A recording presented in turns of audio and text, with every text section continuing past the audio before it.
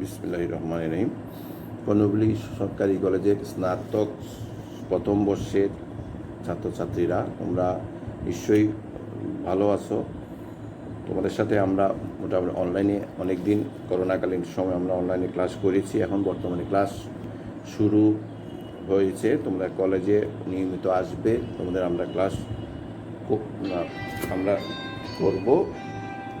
আমরা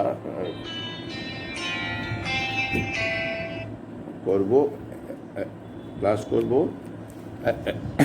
তোমাদের সমস্যার সমাধান করব। যেহেতু তোমাদের করোনাকালীন তোমাদের অনেক দিন ক্লাস হয়নি, আমরা এখন অনলাইনে ক্লাস করব এবং কলেজে সরাসরি তোমাদের সাথে ক্লাস করব।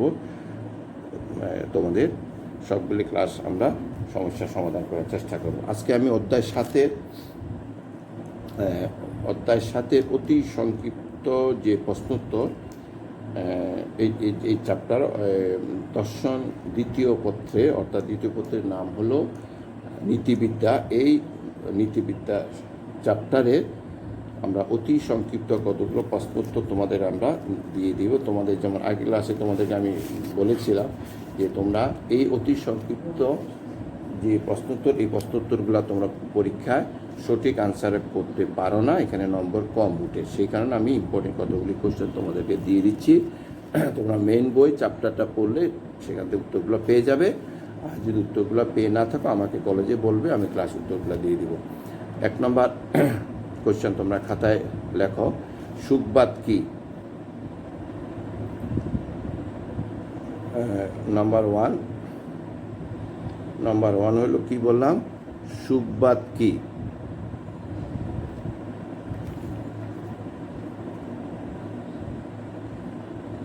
তারপরের কোশ্চেন নাম্বার 2, সুখবাদ অনুসারে মানুষের একমাত্র কাম্য বস্তু কি? পরের কোশ্চেন কি বললাম, সুখবাদ অনুসারে মানুষের একমাত্র কাম্য বস্তু কি?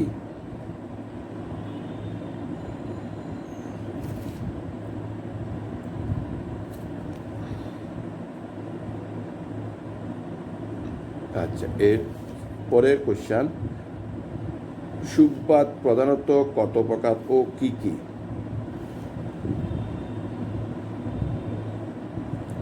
পরের কোশ্চেন বললাম কি, সুখবাদ প্রধানত কত প্রকার ও কি কি?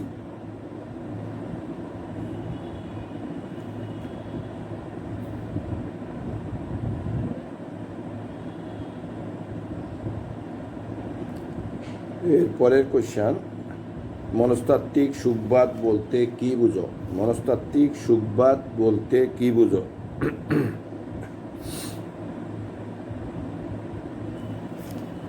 এরপরে কোশ্চেন কি বললাম, মনস্তাত্ত্বিক সুখবাদ বলতে কি বুঝো?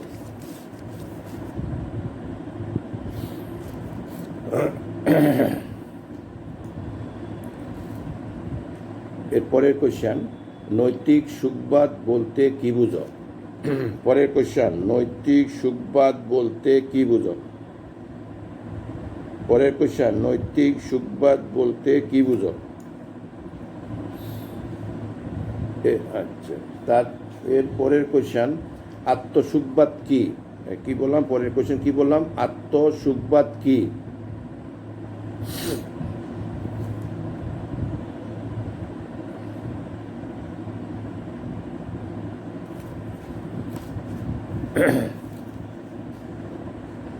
আচ্ছা, তারপরে কোশ্চেন, সুখের বিস্তৃতি বলতে কি বোঝায়?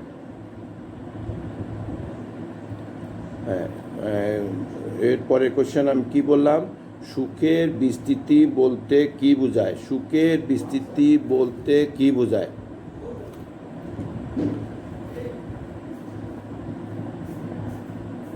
তার এর পরের কোশ্চেন, সামাজিক নিয়ন্ত্রণ বলতে কি বুঝো? সামাজিক নিয়ন্ত্রণ বলতে কি বুঝো?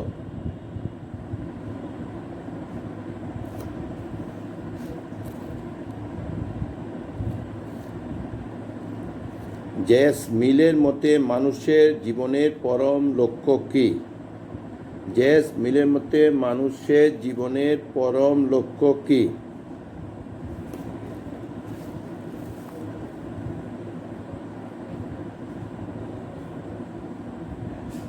এর পরের কোশ্চেন, পরশুকবাদের মূল বক্তব্য কি?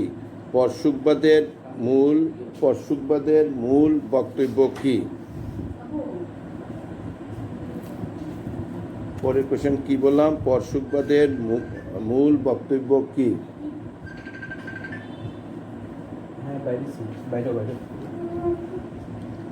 পরের কোশ্চেন, সুখের গুণগত পার্থক্য বলতে কি বোঝায়?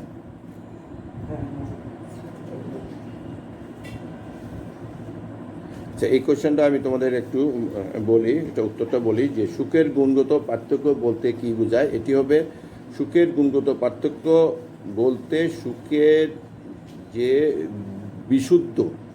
বিশুদ্ধিকে বোঝায়, অর্থাৎ সুখটা কি আসলে শুদ্ধ না সুখটি শুদ্ধ নয়। অর্থাৎ আমি আগেই বলেছি, আগে ক্লাসও বলেছিলাম যে সুখটি আমি কামনা করব, কোন সুখটি?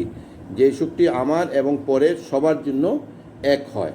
আমার সুখটি শুদ্ধ কিনা, আমি অপরের ক্ষতি করে আমি সুখ কামনা করব, এই সুখ আমরা কেউ যাতে কামনা না করি। সেই জন্য বলা হয় যে সুখের গুণগত পার্থক্য বলতে আমরা কি বুঝি? তখন আমরা বলবো সুখের গুণগত পার্থক্য আমরা বুঝি সুখের বিশুদ্ধকে বোঝায়, অর্থাৎ শুদ্ধকে আমরা বোঝাই। অর্থাৎ বিশুদ্ধ সুখ বলতে উচ্চ স্তরে মানসিক সুখ কথা উনি উপস্থাপন করেছেন। অর্থাৎ আমার সবসময় আমার মানসিক অবস্থা সবসময় এমন হবে যে আমি উপরের স্তরে, উচ্চ স্তরে সুখের কথা চিন্তা করব, যেটি আমার এবং পরিবার, সমাজ, রাষ্ট্র সবার জন্য এক হয়। এটি হলো সুখের গুণগত পার্থক্য। আমি আগেই বলেছি যে আমরা সবসময় ব্যক্তিকেন্দ্রিক এবং আত্মকেন্দ্রিক, আমরা আত্মকেন্দ্রিক সুখবাদে সবসময় বিশ্বাস করি, যেটি আমাদের এই কাজটি আমাদের সঠিক নয়। এই ধরনের সুখ আমরা কামনা করব না। আমরা সার্বিকভাবে, সার্বজনীনভাবে আমরা সুখ কামনা করব। তাহলে আমরা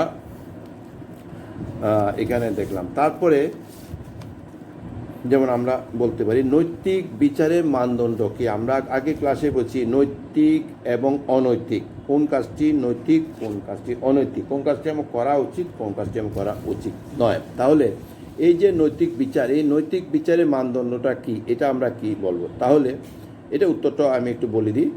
যার সাথে তুলনা করে ঐচ্ছিক ক্রিয়ার ন্যায় অন্যায় বিচার করা হয় তাকে ঐচ্ছিক ক্রিয়ার নৈতিক বিচারের মানদণ্ড বলা হয়। আমরা কি বললাম?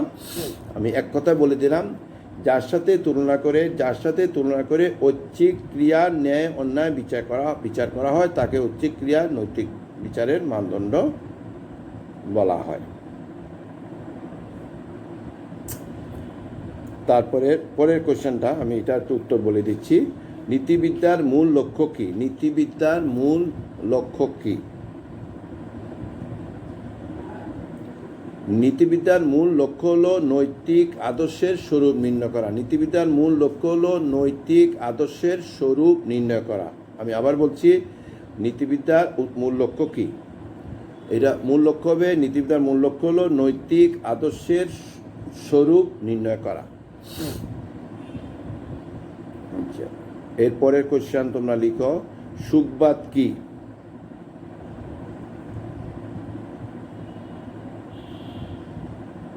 হ্যাঁ, পরের কোশ্চেন কি বললাম? সুখবাদ কি? এবং লিখো সুখবাদকে কয় ভাগে ভাগ করা হয়? তারপরের কোশ্চেন লেখো, নৈতিক সুখবাদ কি? নৈতিক সুখবাদ কি? নৈতিক সুখবাদ কি?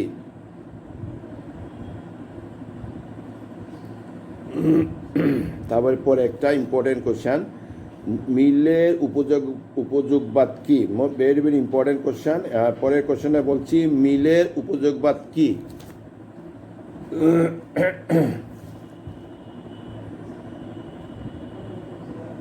তার এরপরের কোশ্চেন বলি, সুখ কত প্রকার ও কি কি? সুখ কত প্রকার ও কি কি?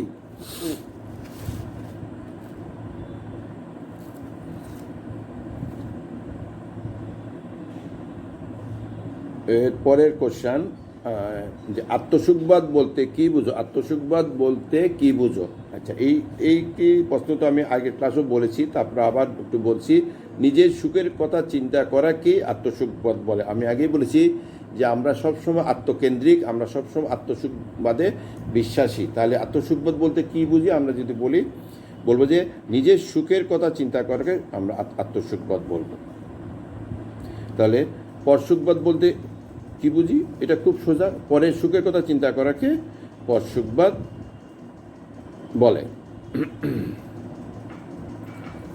তারপরের কোশ্চেন, পূর্ণতাবাদের মতে প্রকৃত সুখ কি। আমি কোশ্চেনটা আবার বলছি, পূর্ণতাবাদের মতে প্রকৃত সুখ কি। আমি বলছি ইন্দ্রিয় সুখ ও বুদ্ধিলব্ধ সুখের সমন্বয়ই হলো প্রকৃত সুখ। আচ্ছা, আমি আবার বলছি, প্রশ্নটা বলছি, উত্তরও বলছি যে পূর্ণতাবাদের মতে প্রকৃত সুখ কি। উত্তরটা হবে ইন্দ্রিয় সুখ ও বুদ্ধিলব্ধ সুখের সমন্বয়ই হলো প্রকৃত সুখ।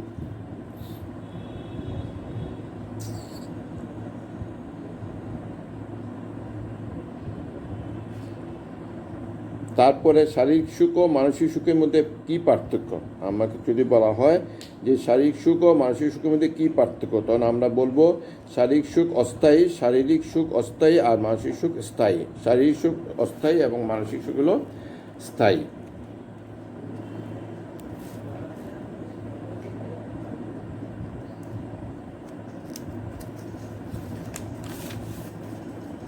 পূর্ণতাবাদ যে একটা মোস্ট ইম্পর্টেন্ট একটা প্রশ্ন, এটা সাধারণত পরীক্ষা থাকে যে পূর্ণতাবাদ বলতে কি বুঝো, পূর্ণতাবাদ বলতে কি বুঝো। তো এটা উত্তরটা আমি বলে দিচ্ছি, যে মতবাদ মনে করে আত্ম উপলব্ধি বা পূর্ণতা লাভই মানব জীবনে পরম কল্যাণ তাকে পূর্ণতাবাদ বলে। ওই যে সেটার এটাও এক ধরনের ব্যাখ্যা আমরা আগে দিয়েছি, যে মতবাদ মনে করে বা যারা মনে করে যে আত্ম উপলব্ধি বা পূর্ণতা, অর্থাৎ আমি আমাকে নিয়ে ব্যস্ত থাকবো, আমি আমারটাই চাই, আমি সবসময় সুখ চাই, এই ধরনের এই মতবাদে যারা বিশ্বাসী, এরাই হলো পূর্ণতাবাদী মানুষ। তাহলে আমরা এটা উত্তরটা আরেকটু ব্যাখ্যা করি যে মতবাদ মনে করে যে আত্ম উপলব্ধি বা পূর্ণতা লাভই মানব জীবনের পরম কল্যাণ তাকেই পূর্ণতাবাদ বলে। আমরা তোমরা নিশ্চয়ই এরা জানো যে সমাজে কিছু মানুষ আছে যে তারা সবসময় আত্মকেন্দ্রিক, ব্যক্তিকেন্দ্রিক, তারা সবসময় নিজকে নিয়ে ব্যস্ত থাকে, কারো পরিবারে, এমনকি পরিবারে অন্য কারো কথা সে চিন্তা করে না। এবং এদের কথা যে আমার জীবনে সবচেয়ে আমি যা পাবো, আমার সন্তুষ্টি, পূর্ণতা লাভ, এটি আমার জীবনে পরম কল্যাণ, এবং আমি সবসময় এই জিনিসটি কামনা করে তোমরা নিশ্চয়ই বুঝতে পারো, দেখতেই পাচ্ছ তোমাদের আশেপাশের সমাজে এই ধরনের বর্তমানে লোকের সংখ্যা সবচেয়ে বেশি। তারা পরের চিন্তা কখনো করে না, তারা সবসময় ব্যক্তিকেন্দ্রিক, আত্মকেন্দ্রিক, এবং তারা সবসময় আত্ম উপলব্ধি বা পূর্ণতা লাভ করারই চেষ্টা বেশি বেশি করে থাকেন।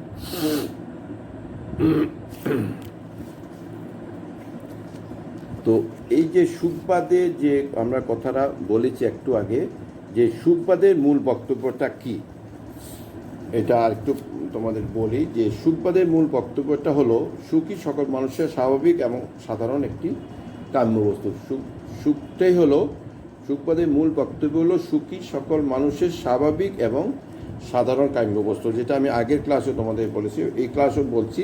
অর্থাৎ সুখটাই সব কিছুর মূল। ওদের কথা যে সুখই সব কিছুর মূল, আমরা সবসময় সুখটাকে দেখবো, কামনা করবো, আমরা অন্য কিছুতে বিশ্বাস নয়, আমরা অন্য কিছু চাই না, আমরা সবসময় সুখই সকল মানুষের স্বাভাবিক এবং সাধারণ কাম্য বস্তু।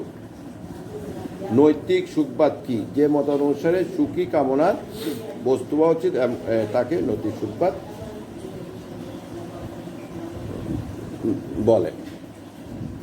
আচ্ছা, তারপরে আমরা এখানে এই কথাগুলো বললাম যে নৈতিক সুখবাদ কি বা সুখবাদের মূল বক্তব্য কি, আমরা এগুলি দেখলাম। তারপরে আমাদের কান্ট সদিচ্ছা বলতে কি বলেছেন। কান্ট সদিচ্ছা বলতে আমরা আগেও আমি অনলাইনে অনেকবার পড়েছি যে কান্ট সদিচ্ছা বলতে কি বলেছেন, বুঝিয়েছেন। কান সদিচ্ছা কান কান সদিচ্ছা বলতে শর্ত ছাড়া যে ইচ্ছা পরিচালিত তাকেই সদিচ্ছা বলেছেন। আমি কি বলছি, কান সদিচ্ছা বলতে কি বলেছেন? কান বলেছেন যে সদিচ্ছা বলতে উনি বলেছেন যে শর্ত ছাড়া যে ইচ্ছা তাকে বলা হবে সদিচ্ছা। শর্ত ছাড়া যে ইচ্ছা তাকে কান সদিচ্ছা বলেছেন। কান্টে কতগুলো বিখ্যাত বাণী আছে, যেমন কর্তব্যের জন্য কর্তব্য, মোরে বাচ, সদিচ্ছা, এগুলি আমি আগে ক্লাসে অনেকগুলি এই কোশ্চেন কান্টে কতগুলো নৈতিক বাণী, নৈতিক বক্তব্য, এই খুবই ইম্পর্টেন্ট। এগুলো পরীক্ষা আমাদের সংক্ষিপ্ত প্রশ্নে আসে, এগুলো তোমাদের আমি সাজেশনও দিয়েছি। এগুলো একটু বেশি বেশি করে পড়বে। আর আজকে আমি কতগুলো এখানে তোমাদের কতগুলো সংক্ষিপ্ত প্রশ্ন তোমাদের এখন দিয়ে দিচ্ছি। তোমরা এগুলো একটু খাতায় লিখবে, একটু লেখো দেখি। হেগেলের পূর্ণতাবাদ কি? হেগেলের পূর্ণতাবাদ কি? আমি আবার বলছি, তোমরা একটু কিছু কিছু সংক্ষিপ্ত প্রশ্ন এটা লিখো। আমি বলছি, 1 নম্বর, হেগেলের পূর্ণতাবাদ কি? নাম্বার 2, মানুষ হও উক্তিটি ব্যাখ্যা করো। মানুষ হও উক্তিটি ব্যাখ্যা করো। তারপরে কোশ্চেন মোরে বাঁচো। তারপরে কোশ্চেন কি বললাম? মোরে বাঁচো। তারপরে কোশ্চেন কি বললাম? মোরে বাঁচো উক্তিটি ব্যাখ্যা করো।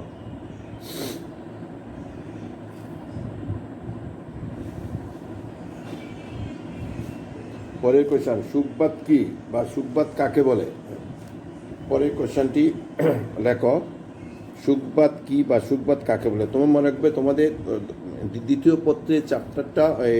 পত্রের প্রত্যেকটি চ্যাপ্টারই তোমাদের খুব সহজ। তোমরা যদি মেইন বইটা, টেক্সট বইটা ভালো করে পড়ো, এখান থেকে তোমরা অনেক কিছু তোমরা নিজের ভাষায় উত্তরটা লিখতে পারবে যদি তোমরা বইটা ভালো করে পড়ো। সেটা আমি বারবারই তোমাদেরকে বলি। তোমাদের দর্শন প্রথম পত্র হয়তো তোমাদের জন্য একটু কঠিন হতে পারে, সেখানে বিভিন্ন দার্শনিকের অনেকগুলো থিওরি আছে যেটি তোমাদের কঠিন হতে পারে, কিন্তু তোমাদের যে দ্বিতীয় পত্র, এই দ্বিতীয় পত্র অত্যন্ত সহজ। তোমরা একটু মনোযোগ সহকারে বইটা পড়লেই তোমাদের কিন্তু অনেক সহজে তোমরা উত্তর করতে পারবে।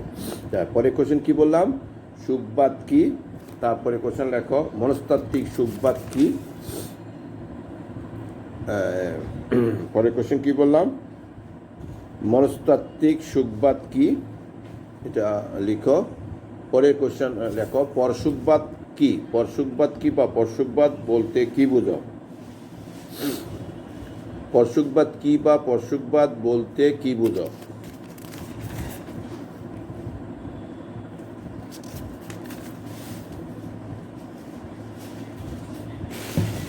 তারপরের কোশ্চেন, আত্মসুখবাদ কি। আত্মসুখবাদ কি। আত্মসুখবাদ কি। পরের কোশ্চেন, মিলের উপযোগবাদ কি। পরের কোশ্চেন লেখো,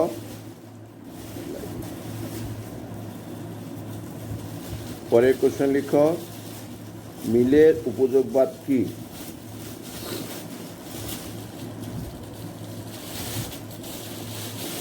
পরের কোশ্চেন লেখো, বেন্থামের উপযোগবাদ বলতে কি বোঝায়।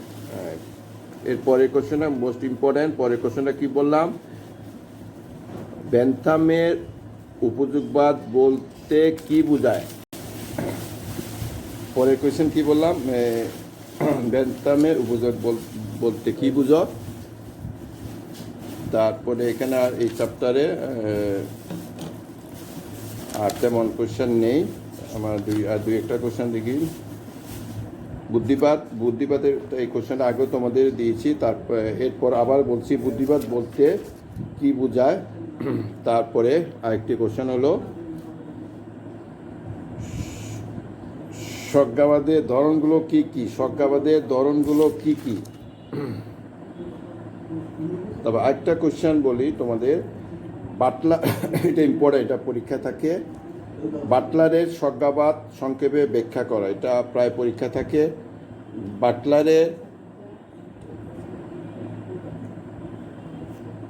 বাটলারের সংজ্ঞাবাদ সংক্ষেপে ব্যাখ্যা করো। তারপরে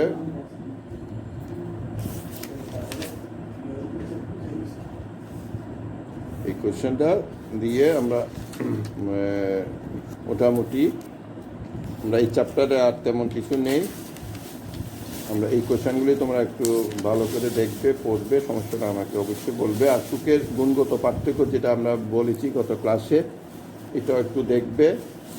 আর ওই চ্যাপ্টারের ষষ্ঠ এবং সপ্তম অধ্যায়, এই দুটা অধ্যায় একটু ভালো করে দেখবে, দেখে তারপরে মিল বেন্থাম, যেটি উইলিয়াম লিলি, যে এই তিন যে দার্শনিক আছে তাদের বক্তব্যগুলো, তাদের যে স্টেটমেন্ট দেওয়া আছে, কী বলেছেন এই সুখের গুণগত পার্থক্য নিয়ে, সুখ নিয়ে, আত্মসুখবাদ এবং পরসুখবাদ নিয়ে এই টপিকসটা একটু বেশি করে পড়বে। তাহলে তোমাদের এই চ্যাপ্টার থেকে আর তেমন কোনো কিছু সমস্যা আর তোমাদের হবে না। এই চ্যাপ্টারটা ষষ্ঠ এবং সপ্তম অধ্যায় তোমাদের এমনি মোটামুটি পুরো দ্বিতীয় পত্রটাই তোমাদের জন্য অনেক সহজ, আমরা সহজে সেটি তোমরা পারবে।